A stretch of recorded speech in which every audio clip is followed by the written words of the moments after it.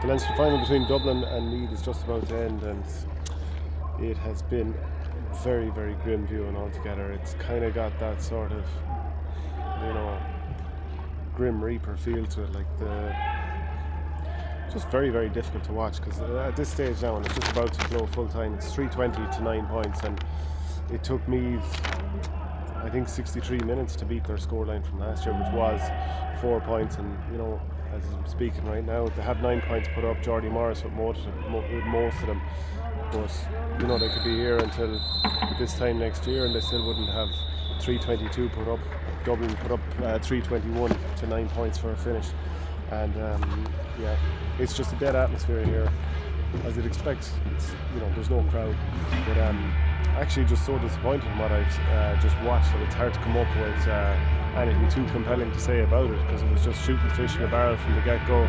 Nice programme, by the way, I have to say, and there was a nice commemoration before the game, but because of the bloody Sunday, but not a game befitting the occasion, I will say that. A couple of things to talk about from the game, and I suppose you can't pick any holes in the Dublin performance, but they just had it so easy, and so many lads just walked in getting their scores. I mean, Scully got a goal there at the end, Bugler had a goal himself, Dean Rock finished a chance lovely, and it was actually Meath had profited from a turnover early on.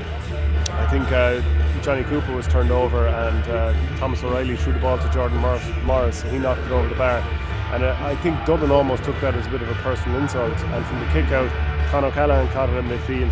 He threw it on to Scully. Scully fed Fenton fed Rock back in the net, and then Dublin go and get the next several scores and make it. It was 2-12 to 2 points at half time, which is just a horrid scoreline to look at, really. And if you think about some of the scores that Meath missed in that first chance, they created 8 chances and they scored 2. There's a lot of shots dropped short, blocked, and rushed. A couple of goal chances they had, or half chances for goals, and lads would get in and not be able to finish them. And it was just Dublin got back so quickly. So it's just a completely different level of athleticism and speed and power and everything, really. And obviously the experience as well of the big days, because a lot of Meath players, this is their, plenty of them played last year, but a few of them hadn't played here. And they were just overwhelmed completely, and Dublin were just so assured in everything they did, and they were able to press them so high up the field and turn them over high up the field.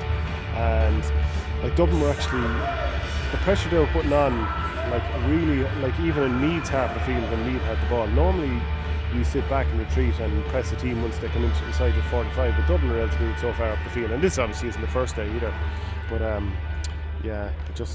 Meath could not penetrate, and when you can't penetrate, you're not going to get too many scores on the board.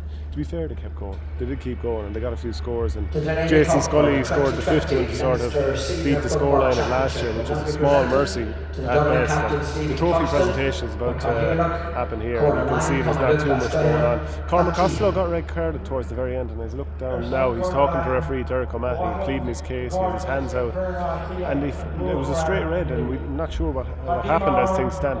Now, if he misses the All-Ireland semi-final, that could be a bit of a blow. But brilliant and all as he is, we know he's decided an All-Ireland final before.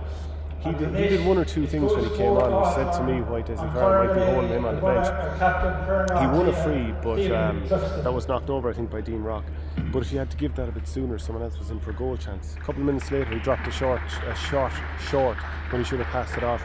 And then he gets a red card a little later on. And we know the whole thing about Dublin is you always give it to the man in the better position. And a couple of times he didn't. So I'd say that would have been a frustration looking on for manager Dessie Farrell, and probably explain a little bit why Cormac Costello doesn't start a bit more. So did Bugler do his hamstring at the end as well? He played quite well.